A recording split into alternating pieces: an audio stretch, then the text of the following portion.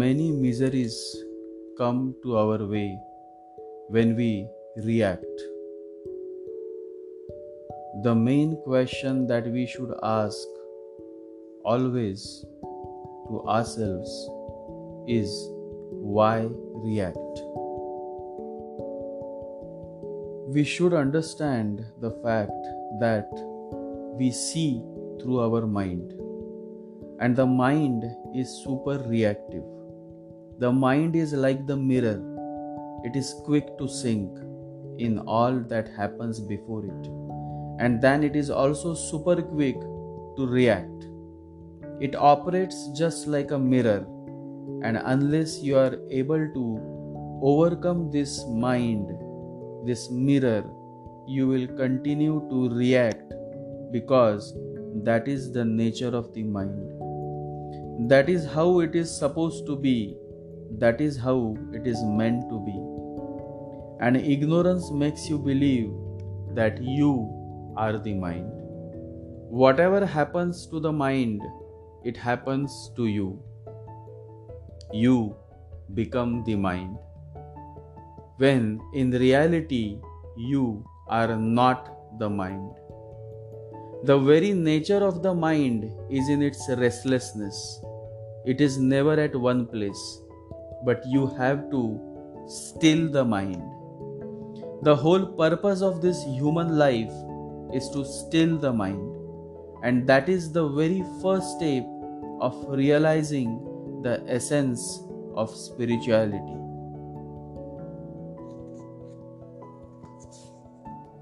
It is from this point that the journey towards the beyond begins. The first preparation is to still the mind. Form is emptiness, emptiness is the form, says the Heart Sutra, one of the best Buddhist sutras. An empty mind is a still mind, and a still mind is a peaceful mind. A yogi sees through his heart, because to him the mind is no more in existence. Only the heart exists, and the heart is always right. The heart is always right if there is a question of choosing between the mind and the heart, because mind is a creation of society. It has been educated. You have been given it by the society, not by existence. The heart is unpolluted. You will reach your heart only when your mind becomes still. And to still the mind, you have to meditate. You have to turn inwards. You have to look within. When the mind is still, the truth gets a chance to be heard in the purity of silence. The Buddha mind is still, as it knows truth and lives in the eternal moment called now. Remember, Buddha is not a name, it is a title. One whose mind is still, one who is living in suchness, one who is a Tathagat, is Buddha. Incidentally, next week my new book, Beauty of Acceptance, Tathat, is coming your way, and you all can avail a copy of it. I am certain that those who have been following me closely will benefit from it. Always remember, awareness is living moment to moment. One who lives in the present is able to pay 100% attention, and one who can pay attention in totality always succeeds in achieving his or her goals. The key is to be in the present, in this very moment, and that is possible only when your mind is still. And so the first step towards spirituality is to still the mind. And to still the mind, you have to turn inwards, you have to meditate, you have to jump within and explore your true self. Sri Raman Maharshi says, mind alone is the cause of bondage and release. Success in turning the mind inward is achieved by practice and dispassion, and it succeeds only gradually. You see, things happen, but those things happen gradually, step by step. Lahari Mahashaya used to say, Banat Banat Banjai. You see, the whole purpose of human life is to overcome the mind and reach towards the heart. The moment this happens, meditation happens. And the moment you attain the no mind state, you become a yogi. It is a long journey from mind to heart. The journey can be of million lives, multiple births and rebirths, until one day you reach the place where God dwells, your heart. A yogi is the epitome of the meditative stage. He is the enlightened being. He is no more meditating, he is meditation. That is how a true yogi is. That is how Krishna is. That is how Jesus is. That is how the Prophet is.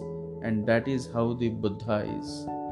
And that is how the enlightened masters are, beyond the mind, mindless.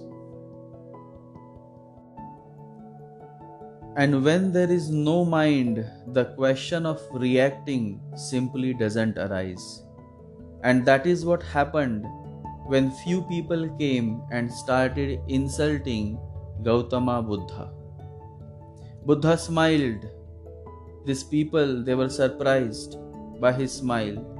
One of them stepped ahead and said, "We are not saying, we are insulting you." Buddha smiled again. He said, "For that you have come a little late.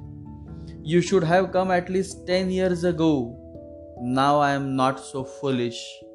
You can insult, that is your freedom.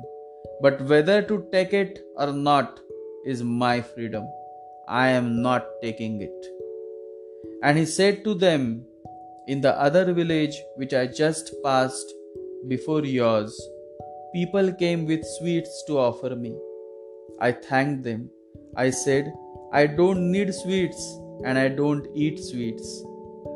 What do you think they must have done with the sweets?" Somebody from the crowd said, "They must have taken them back home."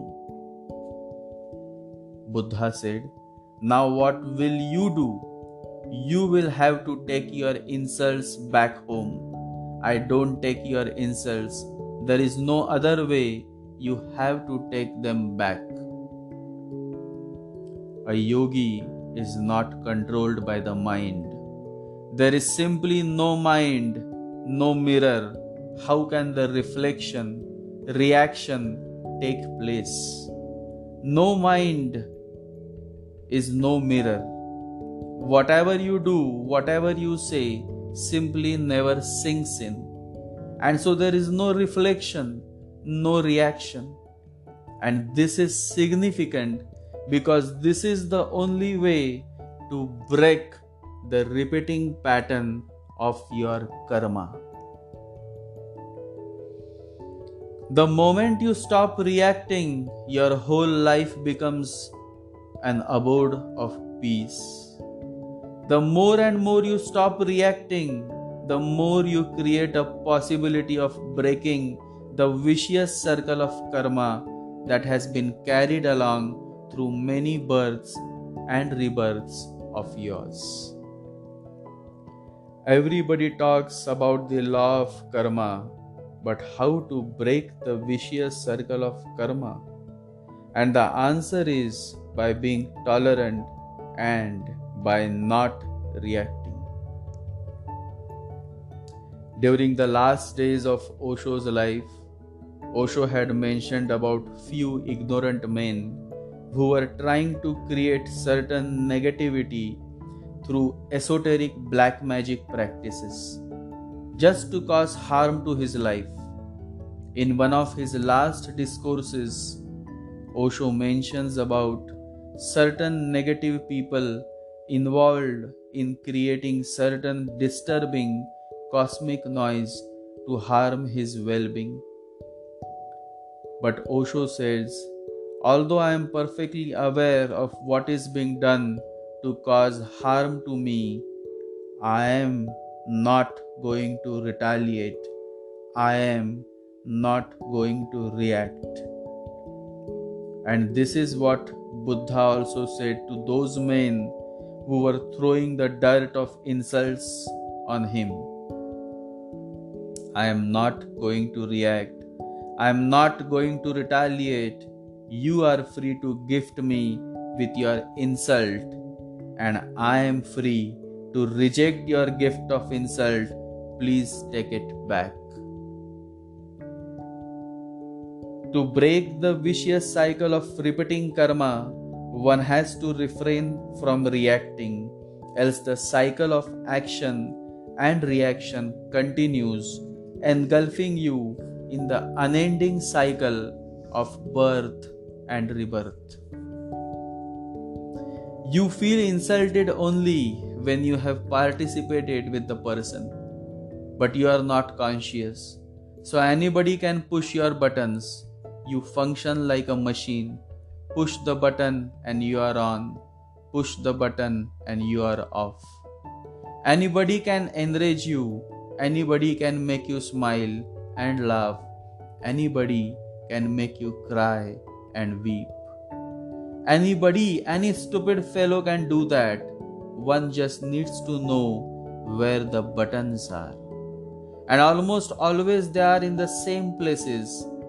It is very rare to find a person whose buttons are in different places. Anybody can find just a little groping and you can find anybody else's button. If you know your button, you know everybody else's button. You will be in difficulty only with a Buddha, one who is a yogi, a deeply meditative person. Because you can go on pushing his buttons and nothing will happen because he is no more identified with his mechanism. He will watch you pushing his buttons and he will enjoy the exercise that you are giving him. But that's all. He does not take offense and he does not give it. He never returns evil for evil. He understands humanity so deeply. By understanding himself, he has understood the miserable state of all human beings. He feels sorry for people. He is compassionate. He laughs out at the ignorance just the way a father laughs at the ignorance of his children. Once it happened, an enlightened Zen master was once giving a discourse and a huge crowd had gathered. The whole place was packed, and suddenly someone who wasn't in agreement to what the Zen master was saying removed his right foot shoe and threw it on him. But the Zen master was quick. He caught the shoe in the middle and looked at the man. The man was angry for missing the shot. The whole crowd stood up. They all were shocked by this incident. But the Zen master smiled, looked at the man and said, "You throw the other one too. What am I going to do with just one shoe? If you want to present something, it should be complete." The man waited, and the Zen master said, "Why are you waiting? Throw the other shoe also." because this way neither I will be able to use the shoe nor you will be able to use it. And I am not going to return it because evil should not be returned for evil. So you please give the other one too. The man was shocked. He could not believe it at first, what he had done. He could not believe. He was a very good man, a well-known scholar. He was not expected to behave like that, but it had happened. People are so unconscious.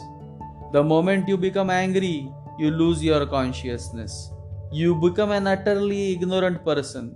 Then there is no question of humanity. All that comes out of you is a dreadful animal. But the Zen master is a man of awareness. He would not react, he would never react. He would simply respond in his own way, human way.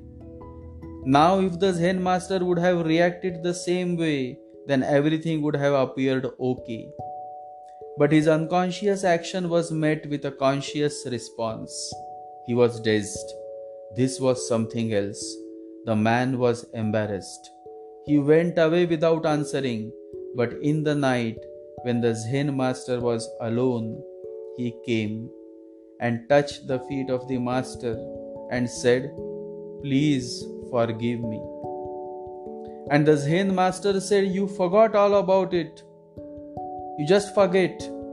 There is no question. I was not angry, and so why should I forgive you? To forgive, first one has to be angry. I was not angry. I enjoyed the scene. In fact, it was something so beautiful that many people who had fallen asleep were suddenly awakened. I was thinking on the way that it is a good idea that I should plant a few of my followers so once in a while they can throw a shoe so all the sleepers will wake up. At least for a few moments they will remain alert because something is happening. I am thankful to you."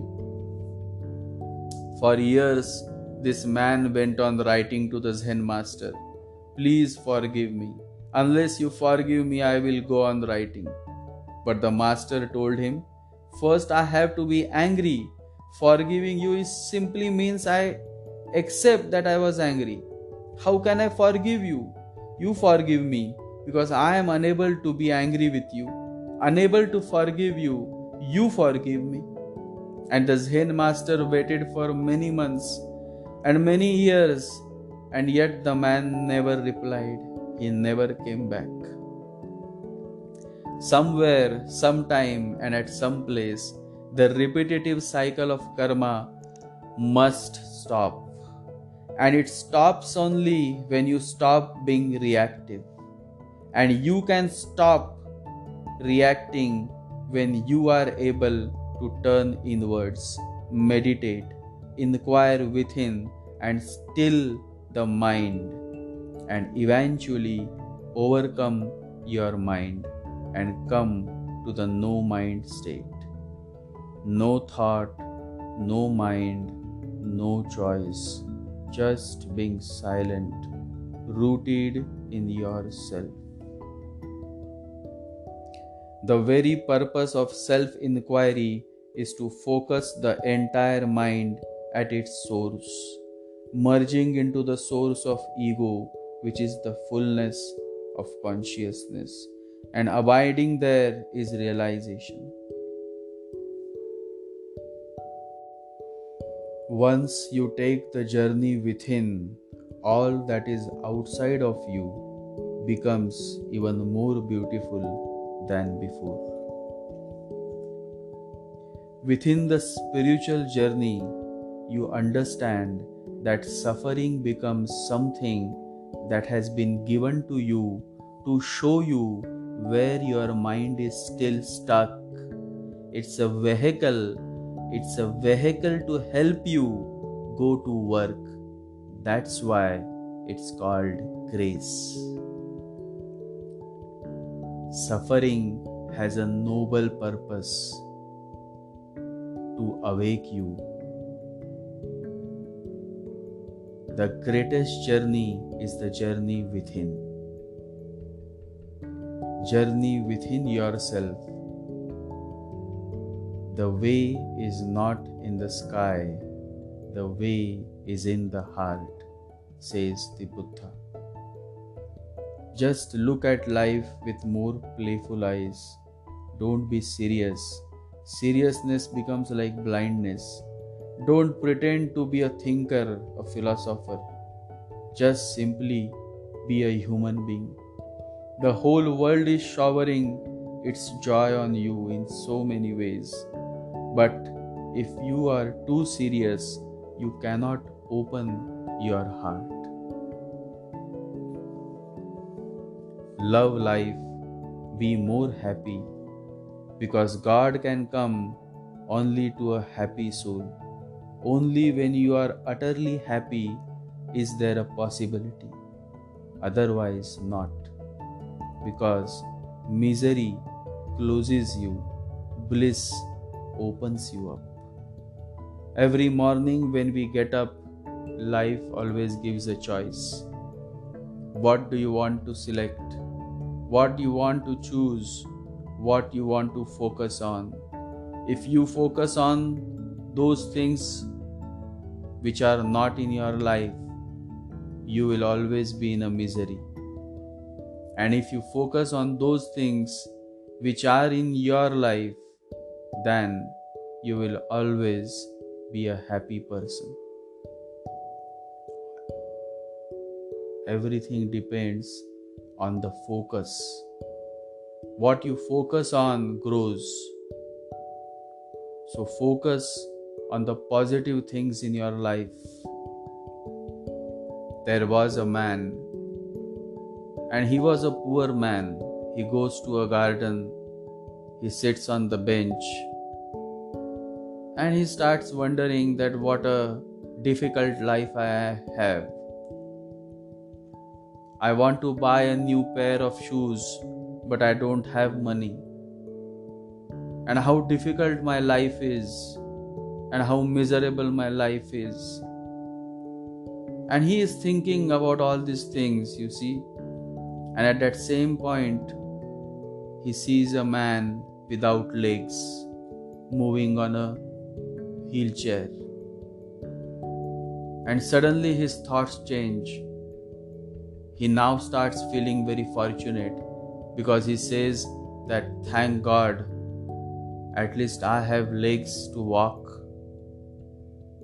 You see, just a little bit of change in the perspective, and the whole meaning of life changes. Just a few moments ago he comes